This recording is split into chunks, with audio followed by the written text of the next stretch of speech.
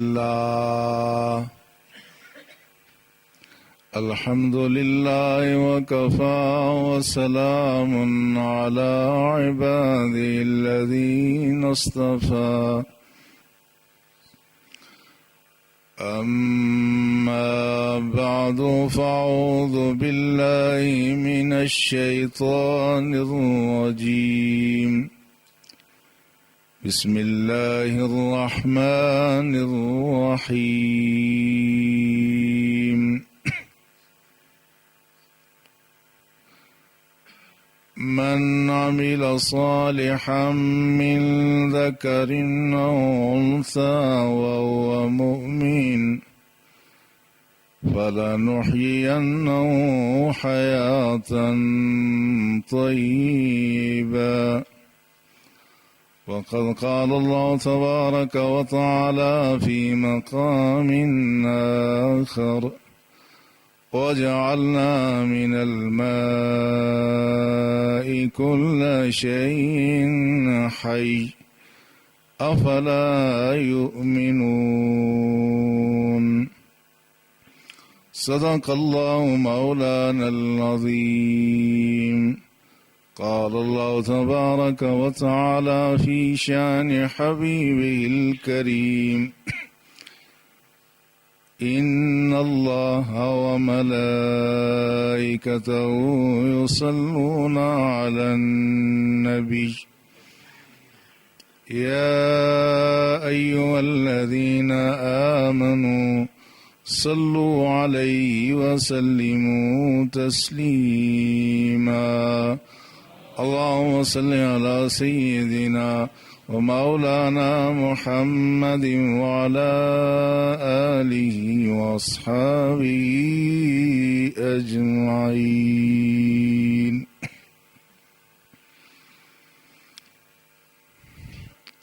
لائق صدر درام برادران ملت،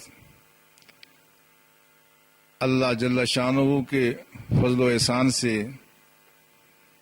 ہمیں گزشتہ رات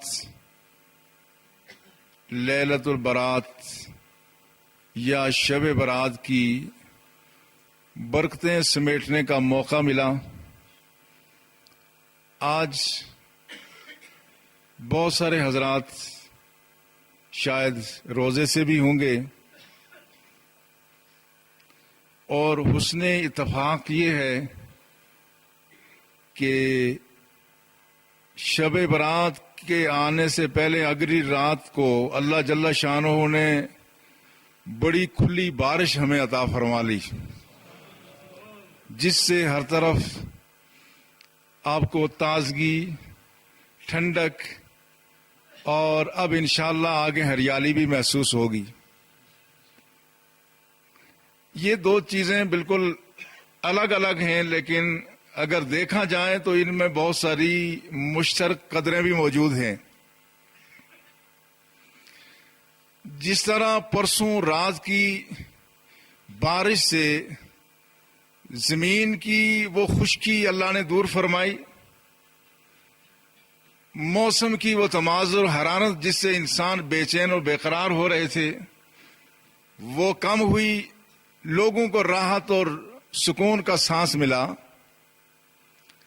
اگر محسوس کیا جائے اور دیکھنے والی آنکھ ہو تو آج کی شب جو اللہ کی رحمت کی بدلیاں برسیں، یہ کل شب کی رحمت کی بدلیوں سے کم نہ تھیں بلکہ زیادہ ہی تھیں۔ اور یہ دونوں چیزیں یہ انسان کی زندگی کے لیے بڑی اہم ہیں۔ اس وقت جو میں نے قرآن پاک کی آیات مقدسہ دو مقامات سے پڑھی ہیں، اس میں ان دونوں کی طرف اشارہ ہوا ہے۔ فرمایا من عمل صالحا من ذکر و انثی، جو آدمی نیک کام کریں وہ مرد ہو یا عورت، فلنحیینہ حیاتا طیبہ، ہم اس کو ایک پاکیزہ زندگی دے دیتے۔ اب لفظ حیات یہاں استعمال ہوا، حیات کے معنی زندگی ہیں، اور دوسری جگہ فرمایا وَجَعَلْنَا مِنَ الْمَاءِ كُلَّ شَيْءٍ حَيٍّ أَفَلَا يُؤْمِنُونَ، ہم نے ہر چیز کو پانی سے زندہ کیا تو کیا یہ لوگ ایمان نہیں لائیں گے؟ یہ الگ الگ زندگی ہے، انسان کی زندگی، حیوانات کی زندگی، جمادات کی زندگی، یہ الگ الگ زندگیاں ہیں، مگر ان ساری چیزوں کی زندگی میں ایک قدر مشترک ہے۔ وَجَعَلْنَا مِنَ الْمَاءِ كُلَّ شَيْءٍ حَيٍّ، کسی جاندار کی زندگی کا سلسلہ اس وقت تک قائم اور باقی رہ ہی نہیں سکتا جب تک یہ پانی موجود نہ ہو۔ یہ پانی ہماری زندگی کے لیے، ہمارے اس وجود کے لیے ضروری ہے، یہ پانی ہمارے نباتات کے لیے ضروری، یہ پانی ہمارے حیوانات کے لیے ضروری ہے۔ تو زندگی مختلف انداز کی ہے، جو نباتات اور حیوانات کی زندگی ہے وہ اور طرح سے ہے۔ نباتات کی زندگی پانی سے ہے، اور حیوانات کی زندگی پانی کے علاوہ کچھ اور چیزیں بھی ہیں۔ میں کوئی سائنس کا، چونکہ میں طالب علم بھی نہیں ہوں، میں ان باریکیوں میں تو نہیں جاؤں گا، لیکن چیزیں واضح کرنے کے لیے ہلکا ہلکا اشارہ کرتا جاؤں گا تاکہ چیزیں واضح ہوتے رہیں۔ جتنی باقی مخلوق ہے وہ زمین سے خوراک لیتی ہے، اور یہ انسان بھی زمین سے خوراک لیتا ہے، پودے بھی زمین سے خوراک لیتے ہیں، حیوانات کی خوراک بھی اسی زمین سے ہے، انسان کی خوراک بھی اسی زمین سے وابستہ ہے۔ اس کے جسمانی وجود کے لیے ساری خوراک اسی زمین سے نکلتی ہے، مگر باقی جتنے حیوانات ہیں ان کی ساری ضرورتیں یہ زمین ہی پوری کرتی، اس کے علاوہ کسی حیوان کو کسی اور توانائی کی ضرورت نہیں ہے، کسی طاقت کی ضرورت نہیں ہے۔ اور یہ واحد کائنات کی واحد مخلوق انسان ہے جس کو اپنی جسمانی ضرورتوں کے لیے زمین کی خوراک کی ضرورت ہے، اور اپنی روحانی خوراک کے لیے آسمانی خوراک کی ضرورت ہے۔ زمین کی خوراک یہ بھی انسان کے لیے ضروری ہے، مگر یہ خوراک جو انسان زمین سے حاصل کرتا ہے، اگر زندگی کا مدعا صرف زمین کی خوراک، اچھی خوراک، اچھے پھل فروٹ اور مرغن غذائیں یہ لینا اور جسم کو اس سے پروان چڑھانا، اگر یہ انسانی زندگی کا مقصود ہو تو یہ ساری چیزیں جو ہم استعمال کرتے ہیں، یہ ان میں سے بہت ساری چیزیں ایسے جو حیوانات بھی استعمال کرتے ہیں۔ تو پھر انسانی زندگی اور حیوانی زندگی میں کیا فرق ہوا؟ پانی گدھے نے بھی پیا، پانی کتے نے بھی پیا، پانی انسان نے بھی پیا۔ خوراک زمین کی گھاس پھوس حیوانوں نے بھی کھایا، ہمارے بھینس گائے نے بھی گھاس کھایا، اور ہم بھی زمین سے نکلنے والے یہ ساگ بات، یہ استعمال سبزیاں ہم کرتے ہیں۔ پھر انسان کی اس میں شرف کی بات کون سی ہو گئی؟ کوئی انسان کا شرف ان غذاؤں کے استعمال میں نہیں ہے۔ اور یقین کیجئے جس شخص کی زندگی میں دنیا میں کھانے پینے کے لیے ہے، اس کا پیمانہ، اس کا معیار حیوان کی زندگی سے بہتر نہیں ہے۔ مگر قرآن یہ کہتا ہے اولئک کالانعام بل ہم اضل، کہ یہ لوگ جن کی زندگی کا مقصد صرف جسمانی تلذذ ہے، جن کی زندگی کا مقصد نفسیاتی جنسی تلذذ ہے، جن کی زندگی کا مقصد کام و دہن کا تلذذ ہے، منہ کا ذائقہ ہے، اس کے علاوہ یہ کچھ نہیں اور جانتے، اولئک کالانعام، یہ لوگ تو چوپائے ہیں، بل ہم اضل، ان سے بھی گئے گزرے ہیں۔ چوپاؤں کی زندگی کے لیے یہی نشو نما کافی ہے، جانور کو اچھی خوراک ملے، وقت پر پانی ملے، وہ ہٹا کٹا موٹا تازہ ہو جاتا ہے، خوبصورت لگتا ہے، مالک کو بھی اچھا لگتا ہے، اس کی مارکیٹ میں قیمت بھی بڑھ جاتی ہے۔ لیکن اس انسان کی قدر و قیمت صرف اس کے وجود کی پرداخت سے نہیں ہے، اس کے وجود کے سفیدی سے نہیں ہے، اس کی چہرے کی سرخی سے نہیں ہے، اس کے اعمال صالحہ اور ایمان کی بنیاد ہے۔ اگر وہ نہ ہو تو یہ ممکن ہے ایک جسمانی طور پر وہ بہت صاف ستھرا ہو، گورا چٹا ہو، اس کے چہرے سے خون ٹپکتا ہو، خدا کے نزدیک اس کی کوئی قدر و قیمت نہیں، خدا کو وہ اتنا بدا لگتا ہے، اتنا برا لگتا ہے، اس کے مقابلے میں وہ شخص جو ایمان اور اعمال صالحہ کی دولت سے مستفید ہیں، خواہ اس کا رنگ سفید نہ ہو، خدا کو وہ بہت اچھا بھلا لگتا ہے۔ یہ ہے وہ بنیاد جس سے یہ معلوم ہوتا ہے انسانی زندگی کا مقصد صرف اچھے اچھے مکان بنا لینا، اچھی گاڑیوں میں سفر کرنا، اچھے ہوٹلوں میں بیٹھ کے کھانا کھا لینا، یہ اگر مقصد یہی ہے تو پھر اس میں اور ہماری زندگی میں کیا فرق ہو گیا؟ سارے حیوانات ان نعمتوں سے استفادہ کرتے ہیں۔ اس سے اگلا مرحلہ وہ ہے کہ اس انسان کو اللہ نے وہ روزی، وہ اس کی روحانی خوراک اللہ نے عطا فرمائی، اس خوراک کے حصول کے وقت ہم حیوانی سطح سے بلند ہو کر کے انسانی سطح پہ آ جاتے ہیں۔ ہم جتنا اس پہ اوپر جائیں گے ہمارا انسانی وجود قد و کانٹ اوپر جائے گا، اور جتنا ہم وہ روحانی خوراک تر کر دیں گے اسی قدر ہمارا انسانی قد و کانٹ کم ہونا شروع ہو جاتا ہے۔ یہ ہر لمحے، ہر روز، ہر شب، ہر ہفتے، ہر سال ہمارا وجود گھٹتا بڑھتا رہتا ہے، اور اہل ایمان وہی ہے جن کا وجود گھٹتا نہیں ہے، وہ بڑھتا ہے۔ ہر لمحے مومن کا ہر لمحہ اس کے مدارج میں بلندی کا ذریعہ بنتا ہے۔ اس لیے رسول اللہ صلی اللہ علیہ وسلم نے فرمایا من استوا یومہ فہو مغبون، جس شخص کے 2 دن ایک حالت میں گزر گئے اس کا وہ دن ضائع ہو گیا۔ اس لیے یہ بات مد نظر رکھتے ہوئے اب ذرا پھر نچلی سطح پر آ جائیے، پودوں کی سطح پر، پھر یہاں سے بات اور زیادہ واضح ہو جائے گی۔ آپ نے دیکھا پچھلے دنوں میں جب 1.5 ماہ تک مسلسل بارشیں بند رہیں تو بعض پودے ایسے تھے جو بالکل ہی خشک ہو گئے، بعض کملا گئے، مرجا گئے، اور بعض ایسے تھے جن پر کوئی اثر مرتب نہیں ہوا۔ ایسے بھی آپ کے قرب و جوار میں ایسے پودے موجود ہیں، ایسے درخت موجود ہیں جن کی شاخیں ہری بھری رہیں، اور ایسے بھی ہیں آپ نے دیکھا مکئی آپ نے بیجی تو مکئی کا وہ ننھا سا پودا جس کو آپ لایا کہتے ہیں، بعض جگہ وہ نظر بھی نہیں آتا تھا کہ یہ ہے بھی یا نہیں ہے، مگر اس کے ساتھ آپ نے دیکھا کیکر کا درخت ہے، انجیر جس کو آپ پھوڑا کہتے ہیں، وہ آپ نے دیکھا اس کے پتوں پر کوئی اثر دیکھا آپ نے دھوپ کا؟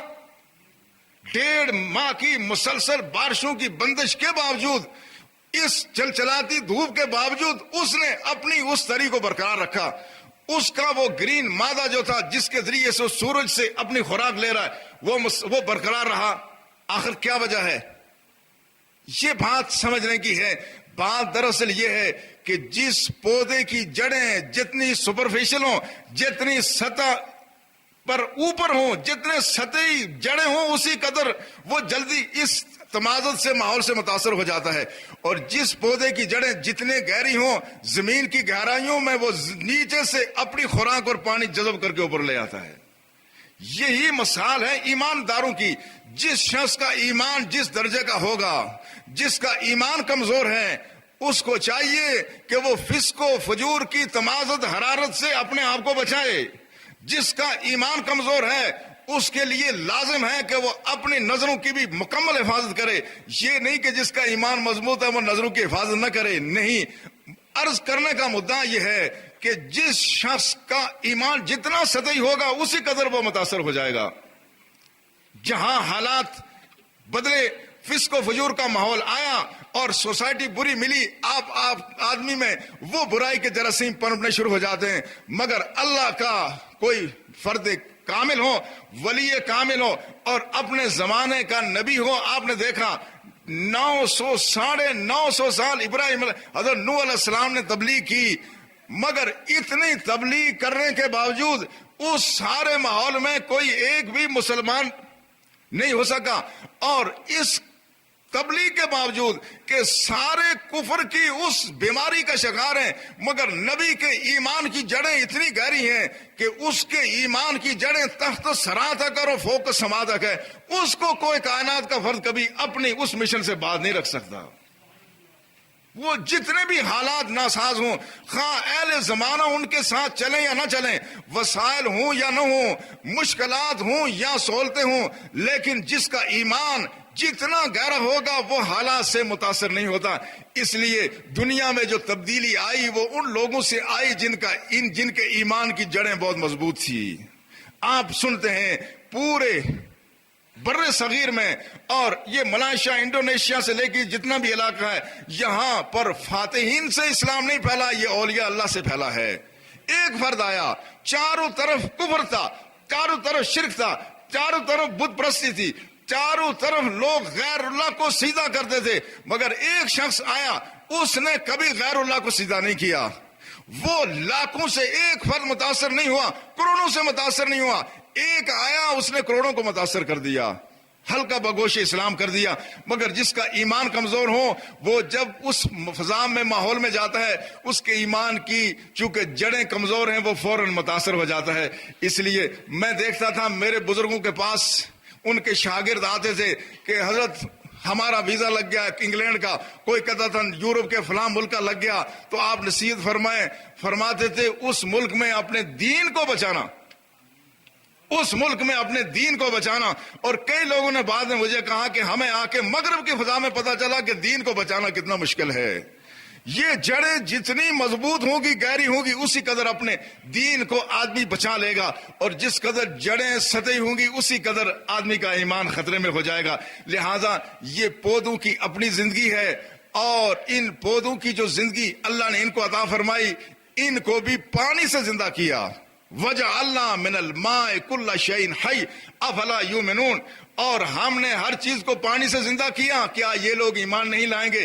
اس سے پہلے ساتھ متصل آیت اگر میں آپ حضرات کے گوش گزار کروں، جو سائنس کے طالب علم ہیں وہ قرآن کی عظمت کے اس پہلو کو سمجھیں گے۔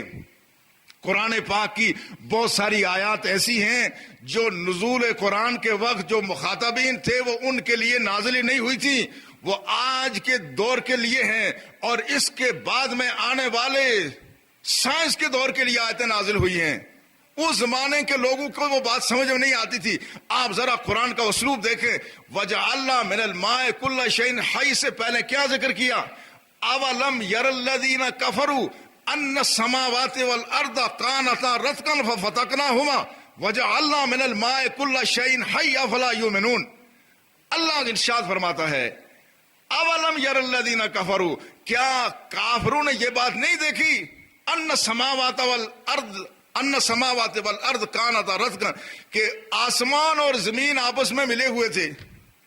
اب پوچھا یہ جائے کہ اس دور کے کافروں کو یہ پتہ ہی کیا تھا کہ زمین اور آسمان ملے ہوئے تھے؟ ان کافروں کو یہ کوئی نظر آنے والی چیز تھی؟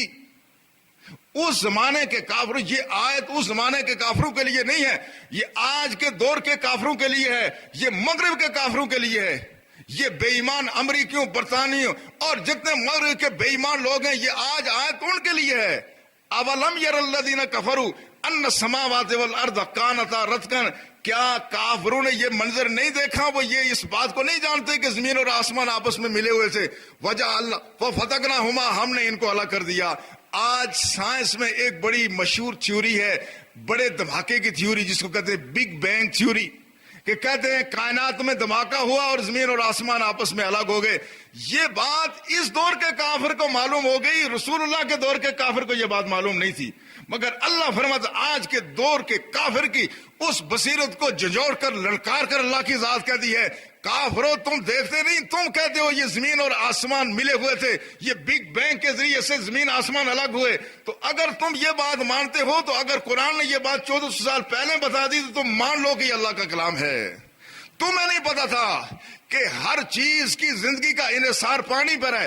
ہم نے بتایا وَجَعَلْنَا مِنَ الْمَاءِ كُلَّ شَيْءٍ حَيٍّ، ہر چیز کی زندگی کا انحصار پانی پر ہے۔ افلا یؤمنون، تو کیا یہ لوگ ایمان نہیں لائیں گے؟ یہ آج کے دور کے کافر کو جھنجھوڑا جا رہا ہے۔ لہذا یہ عرض کرنے کا مدعا، یہ ہر چیز کی زندگی کو اللہ نے پانی سے وابستہ کر دیا، اور پھر جتنا جس دور میں جو بھی مختلف قسم کے جتنے آپ کے نباتات ہیں، یہ اپنی حیثیت کے مطابق زمین سے اپنی خوراک لیتے ہیں، اس کے بعد زندہ ہوتے ہیں، پھر یہ مر جاتے ہیں۔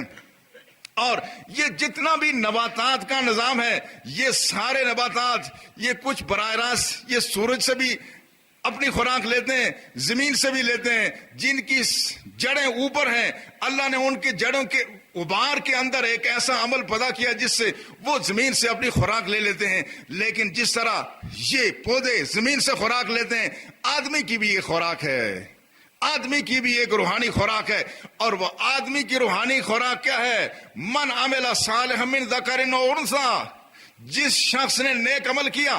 اب پہلی بات یہ ہے کہ پودوں کی زندگی پانی سے وابستہ ہے، ان کو کسی اور چیز کی ضرورت نہیں ہے، مگر مومن کی ایمانی زندگی اپنے دور کے نبی پر ایمان لانے سے وابستہ ہے۔ محض توحید، اللہ کو اکیلا مان لینا، یہ خدا کے نزدیک روحانی زندگی کی بنیاد نہیں بن سکتا۔ روحانی زندگی کی بنیاد محض خدا کو ایک جاننا نہیں ہے، بلکہ خدا کو جاننے کے ساتھ اس دور کے نبی پر ایمان لانا بھی ضروری ہے۔ اگر کوئی شخص خدا کو وحدہ لا شریک مانے، مستحق عبادت مانے، کسی کو اس کا شریک نہ مانے، مگر اپنے دور کے نبی کو نہ مانے، وہ آدمی کبھی روحانی طور پر زندہ نہیں ہو سکتا۔ اس کے لیے لازمی ہے کہ اپنے دور کے نبی پر ایمان لائے، کلمہ پڑھے، اور اب جو زمانہ شروع ہوا ہے اس میں رسول اللہ پر ایمان لائے بغیر کوئی آدمی روحانی طور پر زندہ نہیں ہو سکتا۔ کوئی آدمی روحانی زندگی اس وقت تک حاصل نہیں کر سکتا جب تک کہ وہ رسول اللہ پر ایمان نہ لائے۔ اور یہی بات نہیں بلکہ سابقہ سارے انبیاء پر ایمان نہ لائے۔ آج کے دور میں جدید پڑھا لکھا طبقہ جب اسلام کے بارے میں سوال کرتا ہے کہ آپ کہتے ہیں اسلام ہی دنیا میں واحد ایسا نظام ہے جو دنیا کی مشکلات کو دور کر سکتا ہے، جو انسانیت کو یکجا کر سکتا ہے، تو بنیاد کیا ہے؟ ہم کہتے ہیں یہی بنیاد ہے۔ کون سی بنیاد؟ وہ بنیاد نہ جو یہودی کے پاس ہے نہ عیسائی کے پاس ہے۔ عیسائی حضرت عیسیٰ علیہ السلام کے علاوہ رسول اللہ کو نہیں مانتا، اور یہودی وہ حضرت عیسیٰ کو بھی نہیں مانتا، مگر مسلمان وہ ہیں جو 1,24,000 انبیاء میں سے کسی ایک کو بھی نہ مانے تو وہ کبھی مسلمان نہیں ہو سکتا۔ تو آفاقیت، یونیورسلٹی اور اجتماعیت تو اسلام کے دامن میں ہے۔ اس لیے جب عیسیٰ یہاں آتے ہیں تو یہاں آ کے جب عیسیٰ کی شان قرآن میں دیکھتے ہیں وہ حیران ہو جاتے ہیں کہ اچھا، قرآن میں ہمارے نبی کی اتنی عظمت بیان ہوئی ہے۔ اسلام کے دامن میں جب غیر مسلم اسلام لا کے آتا ہے تو وہ راحت اور سکون محسوس کرتا ہے، اور کوئی بدبخت مسلمان اگر اسلام کے دامن سے اگر الگ ہو جائے اور وہ کسی غیر مسلم ماحول میں چلا جائے، یہودی عیسائی ہو جائے، تو اس کو ہر جگہ پریشانی ہے، وہ روحانی طور پر مردہ ہو جاتا ہے۔ بات کو آگے بڑھانے سے پہلے، آج چونکہ اس مہینے کا یہ پہلا جمعہ آ رہا ہے، لہذا وہ جو آپ مسجد کے لیے تعاون کرتے رہتے ہیں اس کے لیے اندر حال میں آپ کے پاس سردار لیاقت خان صاحب، برآمد سین میں حافظ رومان، اوپر حال میں سلطان خان صاحب، اور آخری چھت پہ محمد نصیر خان صاحب آ رہے ہیں۔ آپ ان کے ساتھ ہیں، تعامل فرمائیں، اللہ آپ کو جزائے خیر عطا فرمائے۔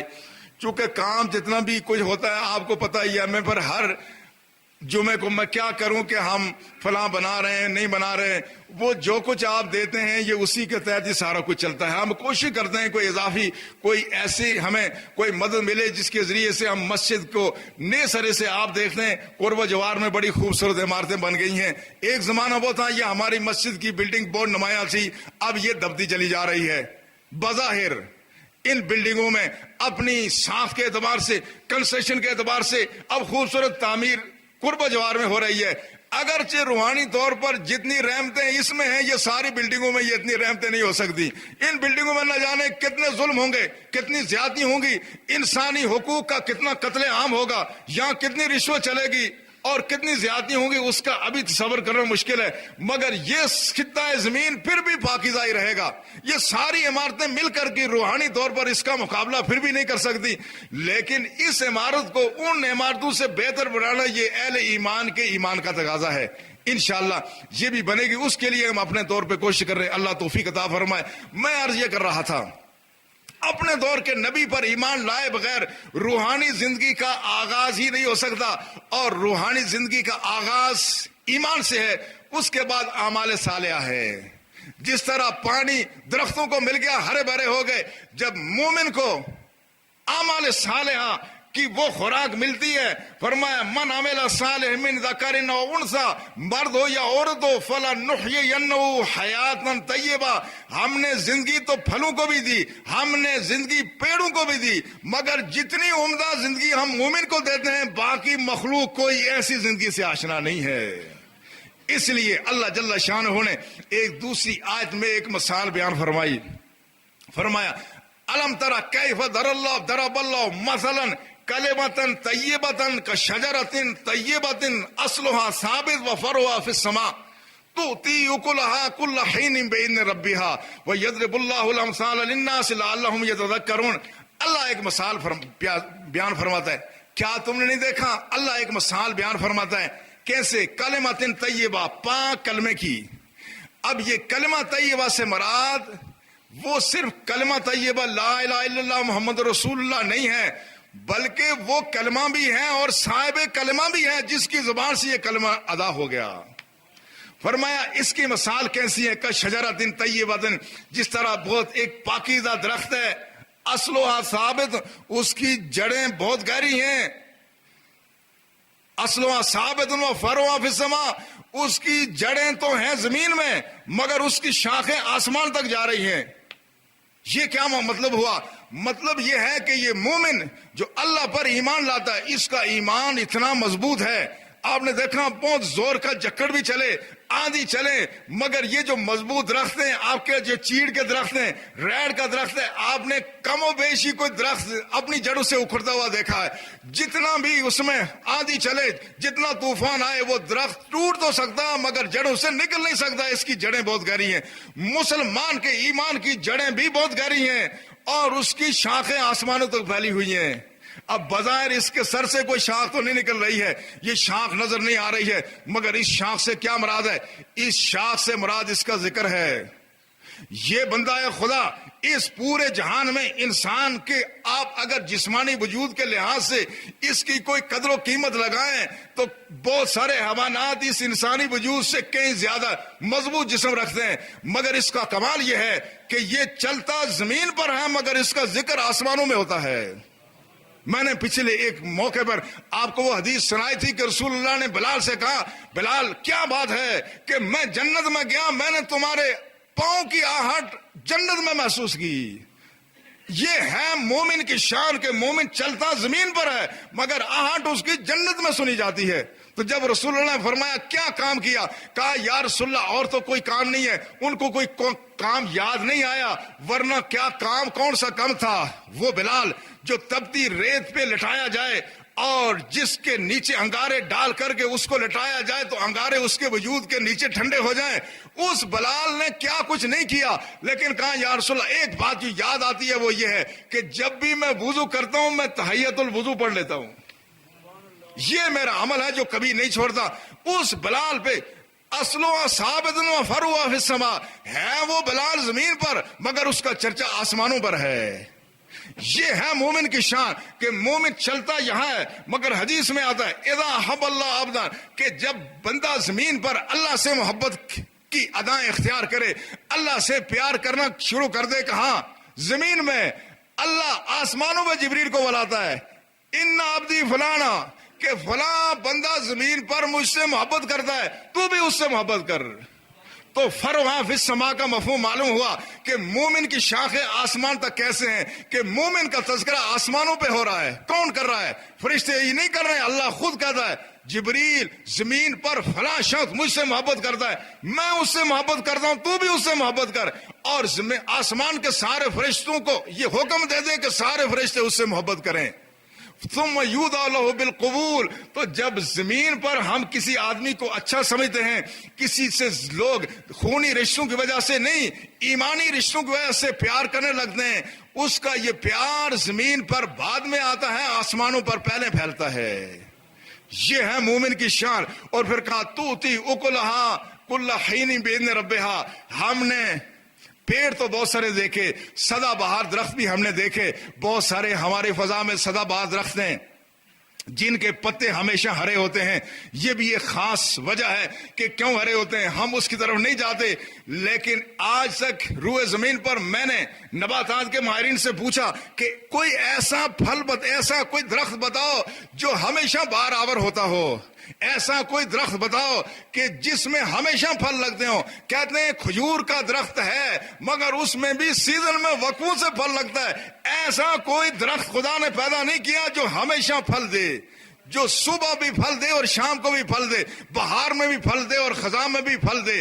یہ پھل صرف ملتا ہے، یہ کہا یہ بندہ مومن اس پھلدار سدا بہار درخت کی طرح سے ہے، جہاں جاتا ہے کسی کو فائدہ دے جاتا ہے۔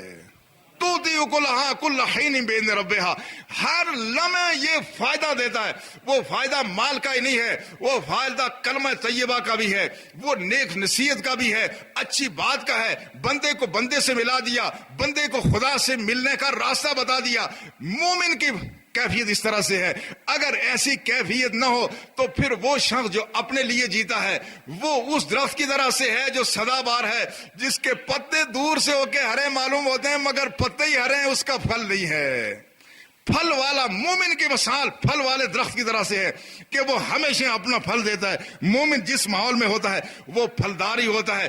لہذا یہ مومن جب پھلدار ہو اور مومن اس طرح سے یہ زندگی یوں بسر کرے تو اس کی زندگی یہ سدا بہار ہو جاتا ہے. یہ مومن سدا بہار ہو جاتا ہے.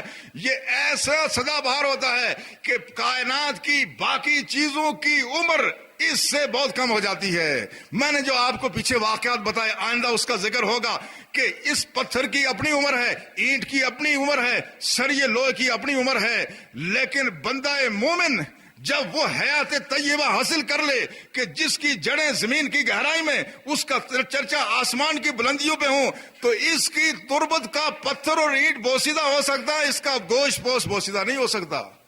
اس کے گوشت پوش میں تراوٹ ہمیشہ رہے گی. وہ 1000 سال بعد جن صحابہ کی تربت کو کھولا گیا تو ان کی آنکھوں میں چمک تھی. یہ کون سی برکت تھی؟ یہ حیات طیبہ ہے جس کی جڑیں زمین کی گہرائی میں پابست ہیں اور یہ حیات آسمانوں تک پھیلی ہوئی ہے. اللہ ہمیں توفیق عطا فرمائے. ہمارا یہ سلسلہ گفتگو انشاءاللہ آئندہ جاری رہے گا. اس مہینے میں کثرت سے رسول اللہ روزے رکھتے تھے, اگر ہو سکے تو یہ معمول اختیار کیا جائے. وما علینا الا البلاغ.